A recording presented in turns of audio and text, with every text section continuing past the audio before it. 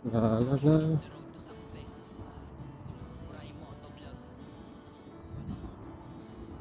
Sorry dito.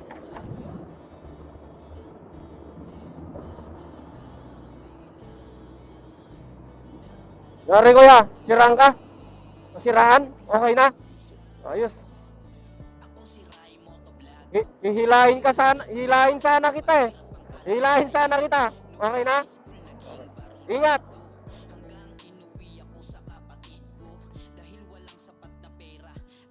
Ay, may nadaanan tayo nasiraan. Si kuya. O, ayun, ingat ka kuya. No, hihilahin sana natin siya.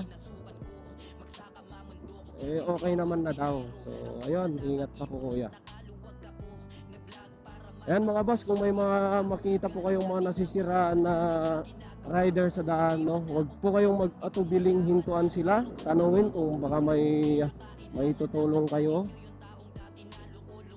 At kung okay naman sila, so at least nag-effort ka na natanong mo sila, baka kailangan nila ng tulong mo. O yan, huwag po kayong mahihiyang tumulong mga bossing, lalo pag mga kapwa nating rider sa daan nasisiraan sila. Baka lang naman, no?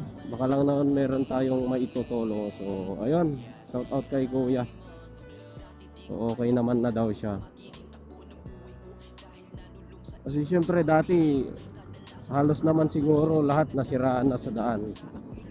So natry ko na din yung ganyan, walang tumulong, walang huminto. Nagtutulak ako mag-isa doon sa rider ko pa. So meron naman iba, one time naman nasiraan ako.